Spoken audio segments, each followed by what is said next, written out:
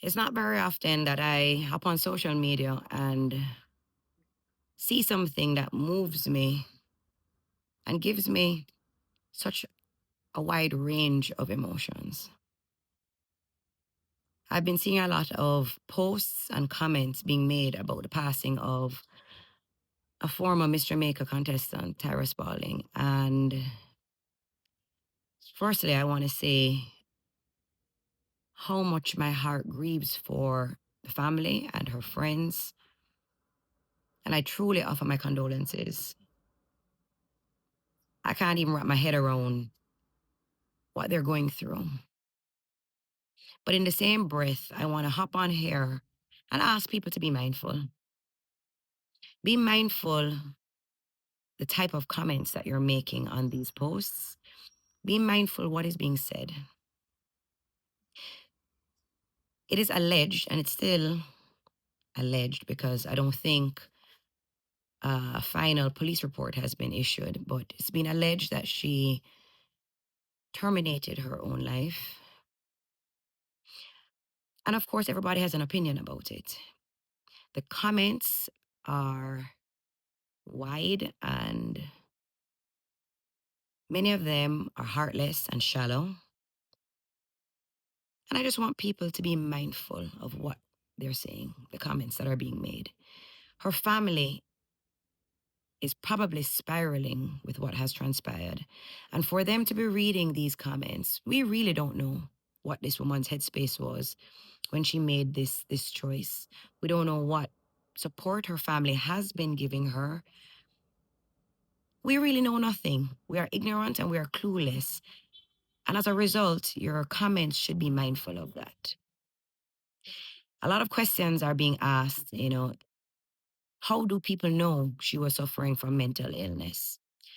How do people know if there was a spiritual attack that was happening? How do we know? How do we know anything? Bottom line is we don't. What I can say is my take. Mental illness is a very wide concept, very wide. It's a spectrum. It's not black and white. It's not cookie cutter. Mental illness comprises of a myriad of things, from the obvious. When you see a madman on the road and people are like, oh, he's obviously mentally ill, to people who have borderline personality disorders, split personality, schizophrenia, PTSD, depression. The list is so long. Mental illness does not have a look, it does not have a type, it does not have, there are no biases with mental illness. It affects any and everybody. It goes from the obvious to the unobvious, to the high functioning to the not functioning. It's wide, it's not black and white. And this young lady making this choice, if that was the choice she made, to terminate her life, is apparent that mental illness was in play. Now, was she dealing with this for years? Possibly, but we don't know. Was it an incident in isolation? It could have been. We don't know. And as a result, we need to operate with grace and kindness with our words, keeping the family that is left in the wake of this horrific action, this horrific decision. We need to be mindful the words that we're putting out there. They could have given her support on end.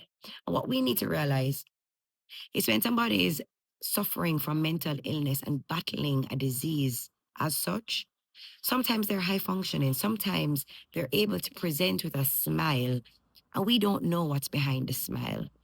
We don't know how long the family has been giving the support, carrying her to therapy, being on the phone with her, being in the bed crying with her, getting her out of bed to get her dressed, checking in with her on a daily basis. We don't know. When somebody is mentally ill, the family is unable to be with her 24 hours of the day. The family is not able to put her in a mental institution because the laws of a mental institution, you can only be held for a short period of time before you can choose to check yourself out. There's a lot that we don't know. But what I do know is, as a human being, we need to operate from a place of grace and compassion. And these comments that I'm reading are hurtful, they're ignorant, and we need to do better. We need to do better as a people, as a nation. We need to do better. So I'm asking, I'm beseeching, being mindful the type of comments you're choosing to leave.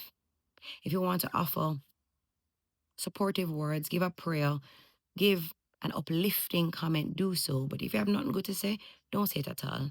Do not come on here and say the woman having man problems and she kill herself over man problems.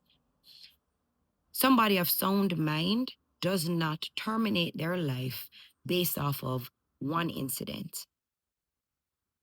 So if she was having man problems, I don't think it would be enough for this to be the outcome. More than likely, there was an ongoing issue that she was battling. So I just ask us, all of us, let's learn to be kind with our words. And what is so ironic to me with this whole thing, she chose to terminate her life in September, which ironically is Suicide Awareness Month. She felt that her life had no purpose, but yet, in the wake of her death, she has brought so much awareness to a disease, to a struggle that many people are facing. And she has highlighted that suicide has no biases. Suicide has no look. Whether you're beautiful, whether you're less than, whether you're educated, whether you are a woman, whether you're a man, whether you come from good standing, whether you come from a family, whether you're alone, suicide has no biases. So for somebody who felt that she was alone in these moments and that maybe her life did not matter, for somebody who felt that she didn't have much purpose and she had no other way out. In her death, she has stood on a platform and lent her voice so loudly, so profoundly to many others who are also suffering. And possibly what she has done may save the lives of many others. So for the family of Tyra Spalding, I give you my condolences. And I lift you up in prayer for strength. And for those who are battling with this illness, know that you are not alone. I hope you can find a community to lean on. I hope you can go to that quiet place and know that there is a God and He wants more for you. Sometimes He allows you to go to a very broken place in order to rebuild you. I hope you find peace to your confusion.